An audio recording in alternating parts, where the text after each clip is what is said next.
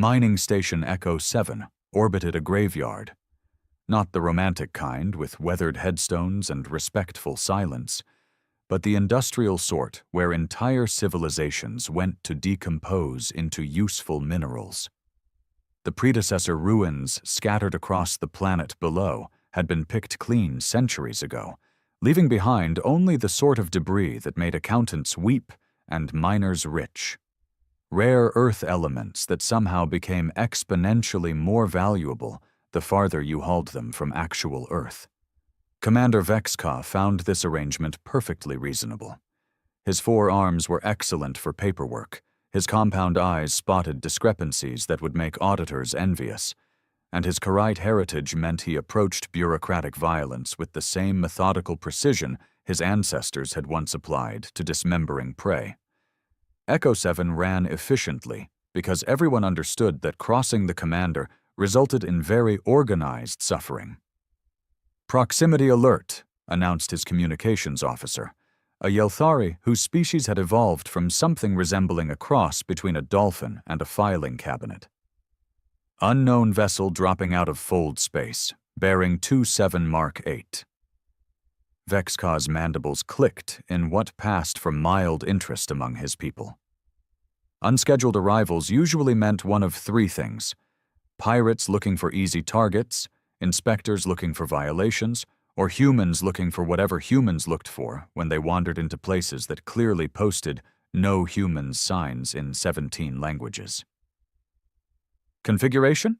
he asked, though he was already reaching for his sidearm. 20 years of managing mining operations in contested space had taught him that preparation prevented most problems, and superior firepower prevented the rest.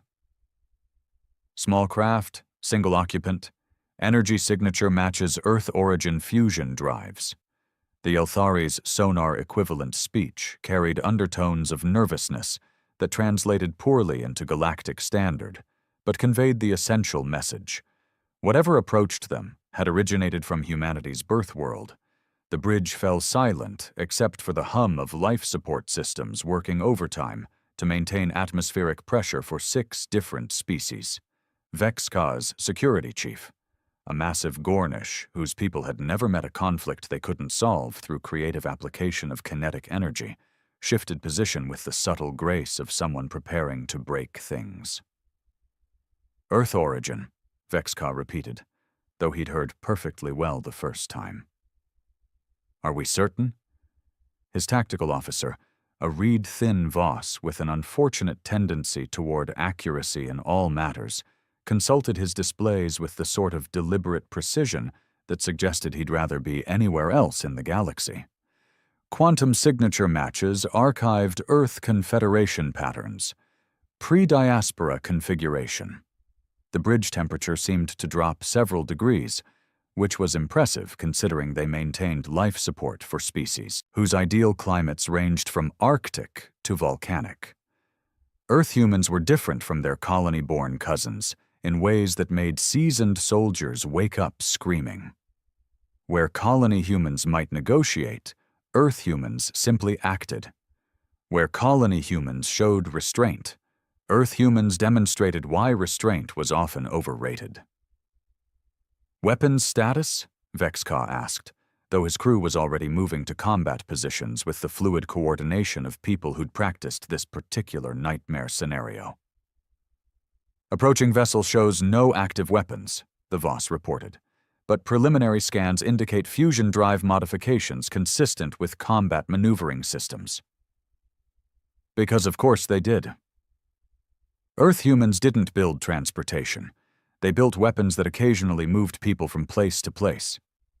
The distinction was purely academic until someone needed to explain to their insurance company why their perfectly reasonable mining station now resembled abstract art. The vessel appeared on their main display, sleek, efficient, and somehow menacing in the way that only human engineering could manage. It looked like someone had taken a perfectly reasonable transport and asked themselves how many different ways it could kill something. "Incoming transmission," announced the communications officer, whose sonar organs had begun producing the rapid clicks that indicated extreme stress among his people. "On screen," Vexca ordered, though every instinct developed through millions of years of evolution suggested that running away at maximum velocity would be more productive. The display filled with the image of a woman who appeared to be human, though appearances meant little when dealing with Earth origin anything. She had the sort of face that suggested intelligence, determination, and the capacity for violence that characterized her species.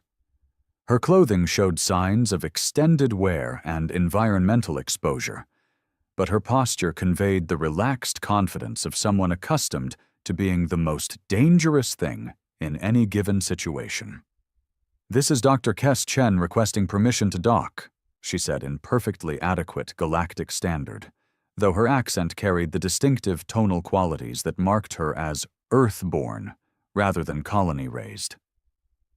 "My vessel has sustained minor damage, and I could use assistance with repairs." Vexca's compound eyes focused on details his crew couldn't perceive. The micro-expressions that suggested deception, the positioning that indicated readiness for violence, the 1,000 subtle signs that separated predators from prey. He found none of them, which only made him more suspicious. "Combat stations," he ordered quietly, and his crew responded with the silent efficiency of people who understood that their continued existence depended on treating Earth humans like unexploded ordnance. His weapons officer, a young Kariot whose inexperience showed in his eagerness to prove himself worthy of the family name, targeted the approaching vessel with enough firepower to reduce a small moon to component atoms. The tactical display showed firing solutions that would have made their ancestors proud. "Dr. Chen," Vexca began, using the formal protocols his species employed when addressing entities they planned to kill efficiently. "You will maintain your current position and prepare to be boarded." The woman on the screen tilted her head in what might have been amusement. "I'm not exactly going anywhere. My navigation array is held together with hope and recycled atmospheric scrubbers." "Standard Earth-human misdirection," Vexca noted. They always claimed technical difficulties right before demonstrating that their supposedly crippled vessels could outmaneuver anything else in local space. He'd seen the reports. Earth humans who'd turned mining equipment into weapons of mass destruction, who'd reprogrammed automated defense systems to serve tea while simultaneously targeting hostile vessels, who'd somehow convinced an entire asteroid field to relocate itself as a tactical advantage. "Weapons ready," Vexca announced loudly enough for the open communications channel to carry his words to the approaching vessel. "She's from Earth!" His crew tensed, ready to unleash sufficient destruction to satisfy even the most demanding insurance investigators. The tactical board showed optimal firing solutions, backup power routing, and emergency protocols that would allow them to glass the target and still maintain their quarterly safety ratings. Dr. Chen raised both hands, palms forward, in what appeared to be a gesture of surrender. The motion was slow, deliberate, and entirely non-threatening in ways that made Vexca even more suspicious. "So am I," she said. The weapons officer's targeting display flickered as his concentration wavered. The communications array registered confused sub-vocalizations from half the bridge crew. Even the atmospheric processors seemed to pause in their eternal circulation. Vexca found himself staring at the display with the sort of fascination usually reserved for natural disasters or particularly creative financial fraud. Earth humans didn't surrender. They negotiated from positions of strength, fought impossible odds with casual competence, or simply ignored problems until those problems learned to ignore them back. They certainly didn't raise their hands and wait politely for someone else to make decisions. "Security Chief," he said finally, though his voice carried uncertainties that his subordinates had never heard before. "Prepare a boarding party. Full combat configuration." The Gornish nodded with the sort of enthusiasm his people reserved for situations involving controlled demolition. "Standard Earth-human protocols, Commander?" Vexka looked at the woman on his screen, who appeared to be examining something beyond visual range with the sort of casual interest someone might show toward an unusual cloud formation. She didn't look like the Earth humans in the briefing materials, who uniformly possessed the sort of thousand-yard stare that suggested they'd personally witnessed the heat death of the universe and found it mildly disappointing. Modified protocols, he decided. Assume she's exactly as dangerous as she appears to be. And how dangerous is that, Commander? Vexka studied Dr. Chen's image one more time, noting her relaxed posture, her evident fatigue, and her complete lack of concern about being outnumbered by a fully armed mining station crew. His compound eyes registered details that would have been invisible to most species, the subtle signs of prolonged isolation, the wear patterns on her clothing that suggested scientific equipment rather than weapons, the sort of patient exhaustion that came from spending months doing precise work under difficult conditions. "I have absolutely no idea," he admitted. The interrogation chamber aboard Vexka's vessel had been designed by committee, which explained why it managed to be simultaneously uncomfortable for every known species, while remaining functionally useless for actual interrogation. The lighting hurt everyone's eyes equally, the temperature satisfied no one's biology, and the furniture had clearly been selected by someone who'd never actually sat down. Dr. Chen occupied the center chair with the sort of casual indifference that suggested she'd endured worse accommodations, which, given that she'd apparently spent months alone on a dead planet, was probably accurate. She'd accepted their offer of refreshment with the enthusiasm of someone who'd been surviving on emergency rations and recycled water, though she'd politely declined the Yeltari's traditional greeting fish. "So," Vexka began, consulting his datapad with the methodical approach his species brought to all forms of information gathering, xenoarchaeologist. "Guilty as charged," Chen replied, examining the contents of her beverage container with scientific curiosity. "Though I prefer professional dirt disturber when I'm being informal." The security detail arranged around the chamber's perimeter exchanged glances that conveyed volumes about their collective confusion. Earth humans were supposed to be single-minded warriors who spoke in tactical briefings and thought in terms of strategic advantages. They weren't supposed to make jokes about their professional credentials. "The predecessor ruins on the surface," Vexka continued, though his prepared questions seemed increasingly inadequate. "Your research there?" "Fascinating stuff," Chen said with genuine enthusiasm. Whoever they were, they had an absolutely bizarre approach to urban planning. The entire settlement follows mathematical principles that shouldn't work in three-dimensional space, but somehow they made it function. I've been documenting structural inconsistencies that suggest they understood physics we're still trying to figure out. Tactical Officer Vel Thos, the reed-thin Voss, whose species prized logical analysis above all other virtues, leaned forward with obvious interest. "Earth humans study extinct civilizations? Some of us do. Others become accountants, musicians, professional athletes, or specialized in developing new varieties of flowering plants. We're surprisingly diverse for a supposedly uniform warrior subspecies." The chamber fell silent, except for the ambient hum of artificial gravity generators working overtime to accommodate species whose evolutionary backgrounds ranged from high-gravity ice worlds to low-gravity desert moons.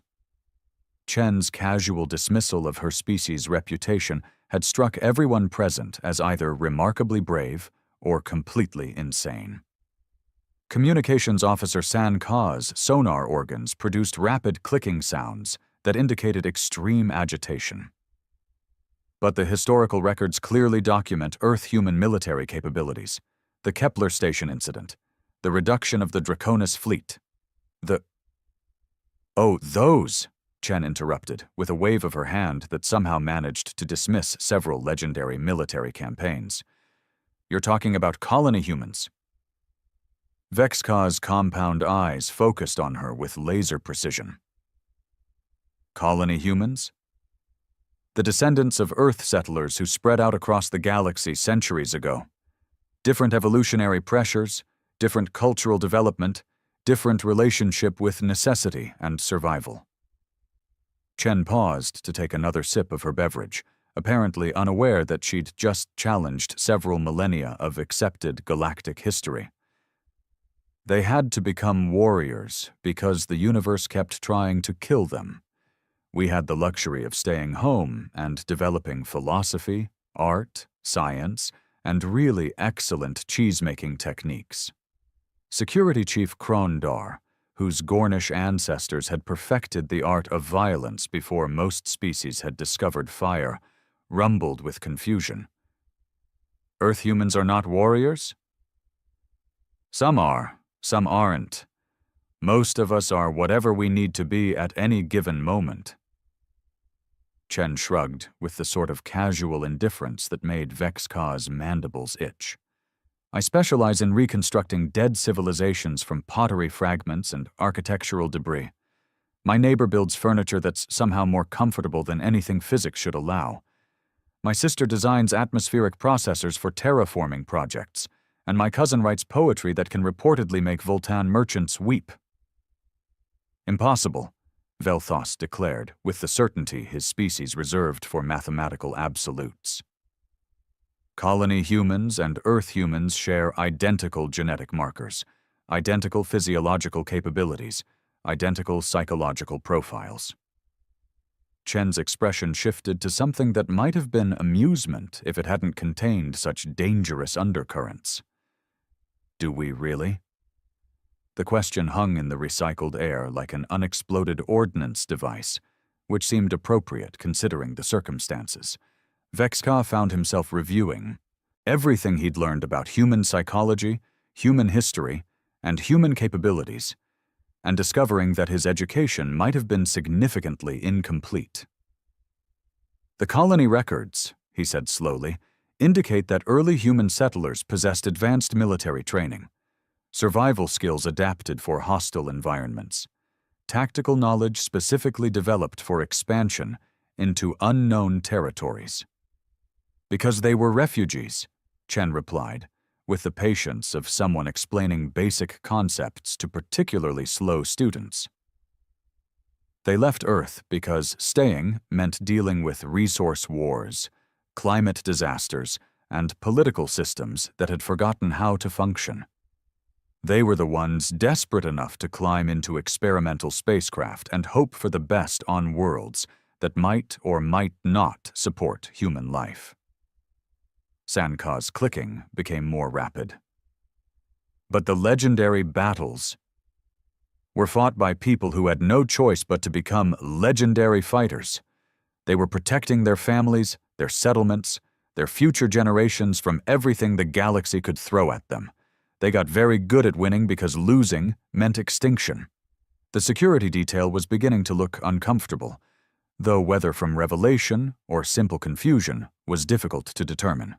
Krondar shifted his massive frame in ways that suggested he was reconsidering everything he'd believed about human combat capabilities.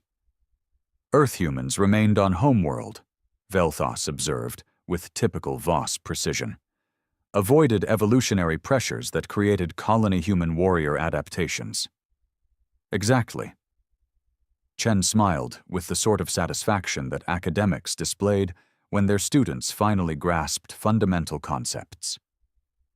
"We had the luxury of becoming whatever interested us most: scholars, artists, engineers, philosophers, farmers who grew crops just because they enjoyed the challenge. Colony humans had to specialize in survival. We got to specialize in living." Vexka felt something uncomfortably similar to relief settling into his thoracic cavity. If Earth humans were simply the non-militarized branch of humanity, then Dr. Chen represented curiosity rather than conquest, scientific interest rather than strategic expansion, academic inquiry rather than systematic annihilation. However, Chen continued conversationally, you should probably know that my extraction team is arriving tomorrow. 4 more Earth humans coming to collect me and my research data. The relief evaporated like atmospheric pressure escaping through hull breaches. Vexka's compound eyes refocused on Chen's face, searching for signs of deception, threat assessment, or tactical misdirection. He found only polite academic interest and what appeared to be genuine concern for his emotional well-being. Extraction team, he repeated carefully. Colleagues from the university, 2 graduate students and my department head. They're bringing proper excavation equipment and probably some truly excellent coffee. Chen paused, apparently noticing the renewed tension in the chamber. They're even less militaristic than I am, if that's possible. Professor Hendricks is 73 years old and gets nervous around loud noises. The security detail exchanged glances that conveyed the sort of professional concern that experienced soldiers developed when situations became more complicated than their training had anticipated. Earth humans who weren't warriors presented an entirely different category of problem, one that none of their protocols had been designed to address. Why? Vexka asked with the careful precision his species used when approaching potentially explosive topics. Are Earth humans returning to space? Chen's expression grew thoughtful, though whether she was considering her answer or simply trying to remember specific details was impossible to determine. We never really stopped. We just became more selective about where we went and why. Colony humans had to go everywhere and claim everything just to survive. We have the luxury of going places that interest us academically. She gestured towards the view screen, showing the planet's surface, where predecessor ruins caught reflected starlight in patterns that hurt most species' eyes to contemplate directly. Dead civilizations leave the most fascinating archaeological evidence. The commander shouted, "Weapons ready, she's from Earth." She raised her empty hands. So am I. The docking bay of Mining Station Echo 7 possessed all the aesthetic charm of a municipal sanitation facility, which was appropriate considering its primary function involved processing the detritus of galactic commerce. Warning lights bathed everything in colors that evolution had programmed most species to associate with toxicity, while atmospheric processors worked overtime to maintain breathable conditions for visitors whose biological requirements ranged from methane-tolerant to radiation-dependent. Vexka observed the approaching research vessel through reinforced transparasteel that could theoretically withstand direct impact from small asteroids. The ship moved with the sort of graceful efficiency that marked civilian Earth engineering, purposeful without being aggressive, elegant without being ostentatious, and somehow subtly wrong in ways that made experienced spacers nervous. Energy readings remain within normal parameters, reported Velthos, though his typical Voss precision carried undertones of professional bewilderment. No weapons signatures detected. Drive configuration optimized for extended-range research operations rather than combat maneuvering.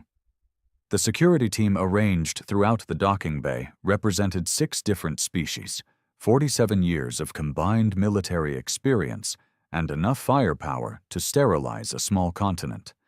They maintained professional readiness while privately questioning whether their preparations were completely inadequate or entirely unnecessary. Dr. Chen stood beside Vexka with the relaxed composure of someone attending a routine social gathering rather than a potential first contact situation with legendary Earth humans. She'd declined their offer of protective custody, their suggestion of defensive positioning, and their recommendation that she avoid direct exposure to whatever emerged from the research vessel. Professor Hendricks gets carsick, she mentioned conversationally, apparently unaware that her casual commentary was being recorded for subsequent analysis by 3 different intelligence agencies. Space sick, technically, The artificial gravity systems mess with his inner ear. He'll probably need a few minutes to find his equilibrium. The vessel settled onto the docking platform with mechanical precision that suggested either exceptional piloting skills or advanced automated systems. Atmospheric equalization began immediately, accompanied by the sort of routine status announcements that marked civilian operations throughout known space.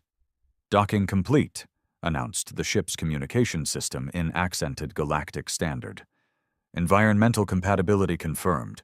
Beginning disembarkation procedures." Vex-Ka's compound eyes tracked every detail as the vessel's airlock cycled through its opening sequence.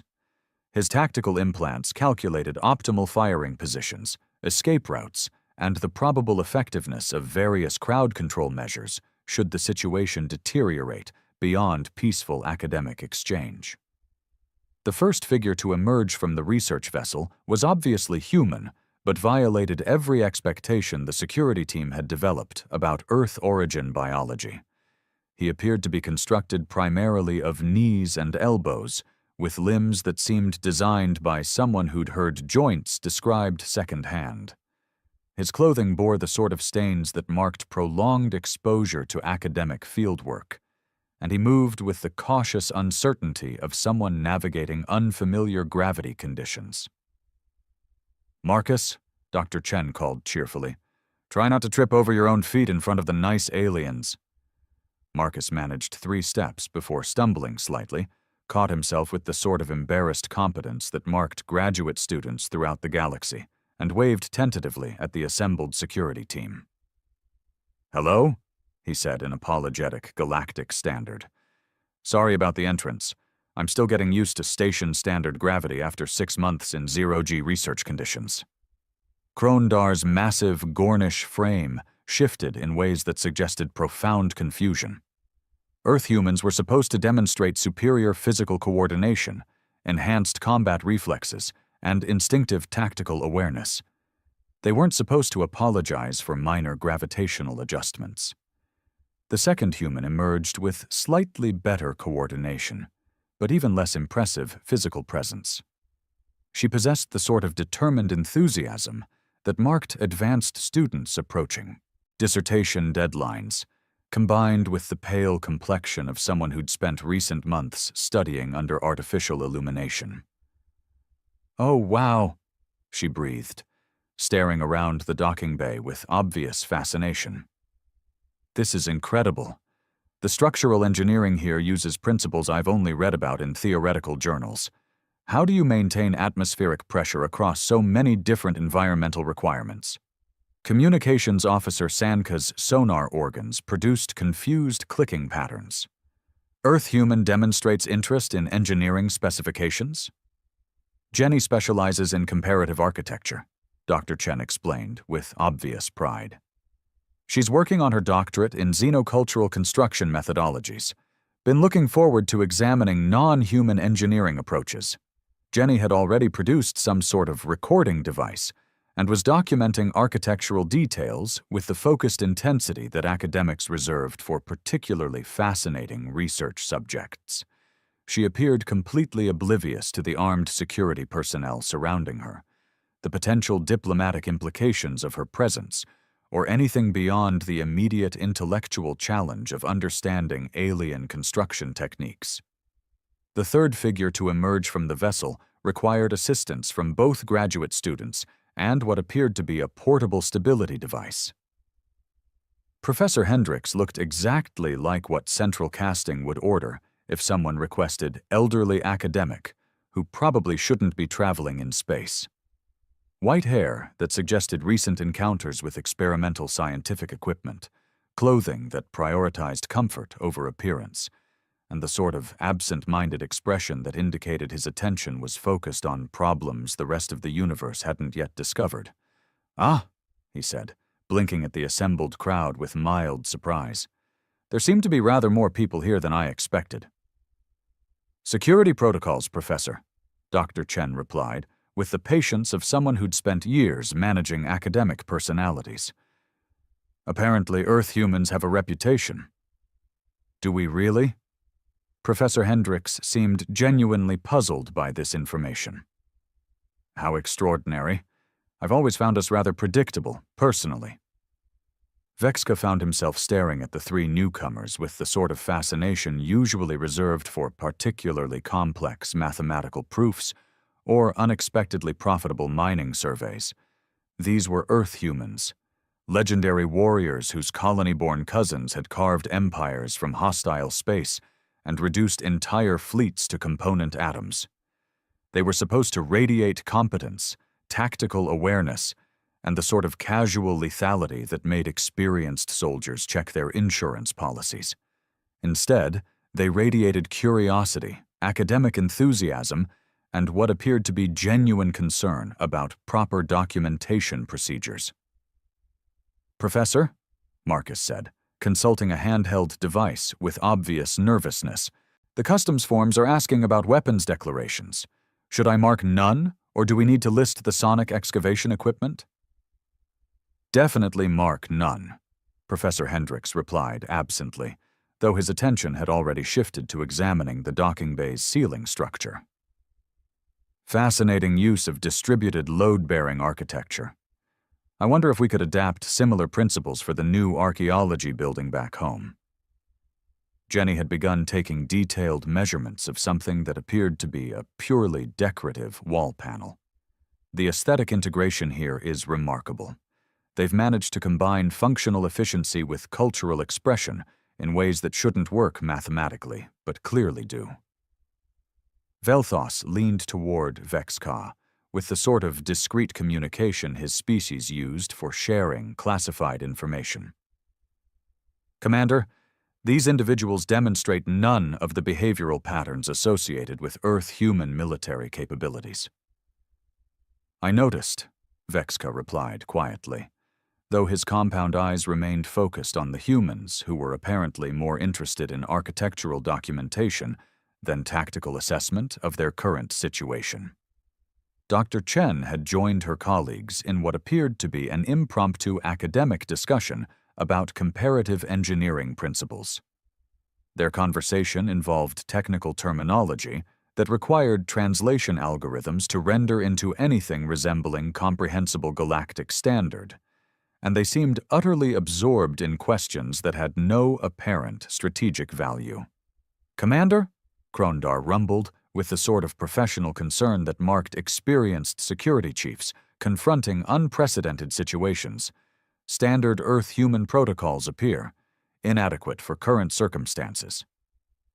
Vexka watched Professor Hendricks attempt to measure some architectural detail with what appeared to be a device designed for cataloging pottery fragments, while Marcus apologized to a maintenance droid he'd accidentally bumped into, and Jenny continued documenting construction techniques with the intensity of someone discovering fundamental secrets of the universe. "Agreed," he said finally.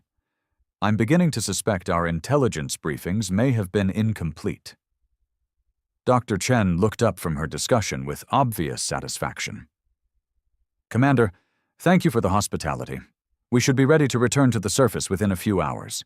Just need to transfer some equipment and update our excavation permits." "Excavation permits," Vexka repeated slowly. "Standard archaeological protocols," Professor Hendricks added helpfully, though he appeared to be addressing his comments to an interesting pattern in the deck plating. "Can't properly document extinct civilizations without proper bureaucratic documentation. The University Ethics Committee is very strict about these things." The security team exchanged glances that conveyed the sort of professional confusion that experienced soldiers developed when reality refused to conform to their training manuals. Earth humans were supposed to represent conquest, expansion, and systematic military excellence. They weren't supposed to worry about filing the correct paperwork. The observation deck of Mining Station Echo 7 had been constructed with the optimistic assumption that beings from different worlds might occasionally want to contemplate the cosmos without killing each other. The reality proved more complicated, as most engineering decisions did when subjected to actual use by actual beings who'd evolved under wildly different environmental pressures. Dr. Chen's research data projected across the deck's main display in patterns that hurt to examine directly, but conveyed information with ruthless efficiency. The holographic reconstruction showed predecessor ruins spreading across the planet's surface in configurations that violated several basic principles of urban planning, while somehow functioning perfectly for purposes no one had yet determined. Professor Hendricks stood before the display with the sort of absorption that marked academics encountering genuinely puzzling problems. His portable analysis equipment beeped occasionally, producing readouts that apparently meant something significant to people who understood xenoarchaeological methodologies. "Remarkable," he murmured, manipulating the holographic controls with surprising dexterity for someone who'd needed assistance boarding the station. The settlement patterns suggest a civilization that understood dimensional mathematics were still developing. But look at these energy distribution networks. Vex-Ka approached the display with the caution his species reserved for potentially explosive situations. The data streams showed information gathered over months of painstaking documentation, cross-referenced with historical archives and theoretical frameworks he didn't recognize. "What exactly are we examining, Professor?" he asked, though something in his thoracic cavity suggested he might not appreciate the answer. "Evidence," Dr. Chen replied, joining them with a cup of coffee that smelled better than anything the station's reprocessing systems should have been capable of producing. Of why the predecessors disappeared so completely that most species forgot they ever existed. Jenny had connected her portable recording equipment to the station's sensor array, apparently with the cooperation of crew members who'd spent the past hour answering increasingly complex questions about comparative engineering principles. Her enthusiasm for architectural analysis had proven contagious in ways that made Vex-Ka nervous about the long-term security implications. "The infrastructure here," she announced with obvious excitement, "incorporates design elements from 17 different extinct civilizations. Not just aesthetic influences, actual technological integration. They were using construction techniques that shouldn't have been possible with the materials available in this system." Marcus, who'd spent the intervening time apologizing to various crew members for unspecified social violations, looked up from his own data analysis with obvious confusion. "Professor, these metallurgical signatures don't match anything in the comparative databases. The alloy compositions include elements that shouldn't exist in stable form." Professor Hendricks nodded with satisfaction that suggested his students had successfully identified important concepts. "Exactly. The predecessors were studying extinct civilizations, just as we're studying them. They collected technologies, architectural principles, scientific methodologies from species that had already vanished. Then they disappeared themselves, leaving behind integrated examples of everything they'd learned." Vex-Ka felt his compound eyes refocusing on details that his initial examination had dismissed as decorative flourishes. The predecessor ruins weren't just archaeological sites. They were libraries, museums, comprehensive archives of civilizations that had preceded even the predecessors themselves. "How many?" he asked, though part of him recognized that any answer would be simultaneously too large and too small. 47 distinct technological traditions identified so far, Dr. Chen replied, with academic precision that made the number sound routine rather than staggering. "Possibly more once we complete the deep structure analysis. The predecessors were very thorough archivists."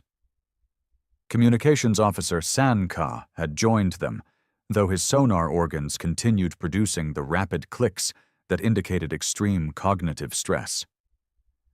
"Earth humans study extinct civilizations to understand extinction patterns?" "Among other things," Professor Hendricks said absently, manipulating holographic controls to highlight specific architectural elements. "We're particularly interested in adaptive strategies that allowed some species to survive longer than others. the predecessors developed remarkable integration techniques. The implications settled into the observation deck's recycled atmosphere, like slowly dispersing toxins. Vexka found himself reviewing everything he'd learned about human expansion patterns, colony establishment procedures, and the curious tendency of human settlements to appear in locations that other species had previously considered uninhabitable or strategically worthless. The colony humans, Velthos observed with typical Voss precision, established settlements in systems previously occupied by extinct species. Frequently, Dr. Chen agreed, they were very good at identifying locations where previous civilizations had solved specific survival problems. Mining techniques, atmospheric processing, defensive positioning, all very useful when you're trying to establish permanent settlements in hostile environments. Jenny looked up from her documentation with obvious enthusiasm. The integration patterns here suggest the predecessors understood how to combine technologies from species with completely different evolutionary backgrounds. That's incredibly difficult. Most civilizations can barely adapt their own technologies to changing circumstances. But not impossible, Professor Hendricks added, with the sort of casual observation that academics used when discussing concepts that would fundamentally alter galactic understanding. If you have sufficient examples to study, enough data points to identify successful adaptation strategies, the observation deck fell silent except for the ambient systems maintaining life support for beings whose ancestors had never expected to share breathing space.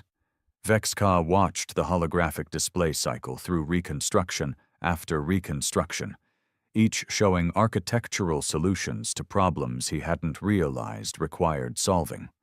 Security Chief Krondar spoke first, though his voice carried none of the confident aggression that marked his usual communication style. Earth-humans collect information about extinct civilizations.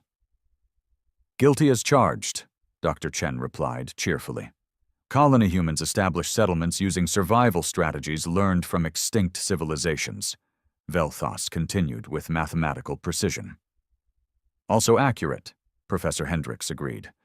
Earth humans study extinction patterns to understand how civilizations survive longer than others, Sanka added, his sonar clicks becoming more rapid. Our specialty, Jenny said proudly. The silence that followed contained the sort of weight that made atmospheric processors work harder to maintain adequate circulation. Vexka stared at the humans who'd spent the past several hours demonstrating that they were harmless academics interested in architecture, pottery analysis, and proper bureaucratic documentation. Who collected survival strategies from dead civilizations? Who'd spent centuries studying why some species thrived while others vanished entirely? Who'd produced colony-born descendants that seemed to appear wherever extinction had left useful resources unguarded? Commander, Krondar said quietly, I believe our assessment of Earth-human threat capabilities may require revision. Dr. Chen glanced up from her coffee with obvious amusement. Oh, we're not threatening at all. We're researchers. We just happen to be very, very good at learning from other people's mistakes. She gestured toward the holographic display, where predecessor ruins caught artificial starlight in patterns that suggested solutions to problems most species never realized they faced. The universe is full of extinct civilizations that thought they understood survival. We study them to figure out what they missed. Colony humans apply what we learn to places where extinction left openings. It's very efficient, academically speaking. Professor Hendricks looked up from his analysis equipment with the sort of absent-minded satisfaction that marked successful research. Conclusions. Speaking of which, we should probably mention that the university is planning to establish a permanent research station in this system. Very promising archaeological potential. We've already submitted the preliminary paperwork. Vexka stared at the humans who weren't warriors, weren't conquerors, weren't anything his species had been trained to recognize as existential threats. They were simply beings who'd perfected the art of learning from extinction, adapting to circumstances, and showing up wherever previous occupants had failed to maintain residence. Who made survival look routine? Who turned adaptation into academic methodology? Who collected the scattered remnants of failed civilizations and somehow made them work better than their original creators had ever managed? "Dr. Chen," he said finally, though his voice carried uncertainties that extended far beyond their immediate circumstances. "Exactly how many extinct civilizations has Earth studied?" She considered the question with academic precision, consulting something that might have been a mental database or simply professional experience accumulated over decades of research. "All of them," she replied. She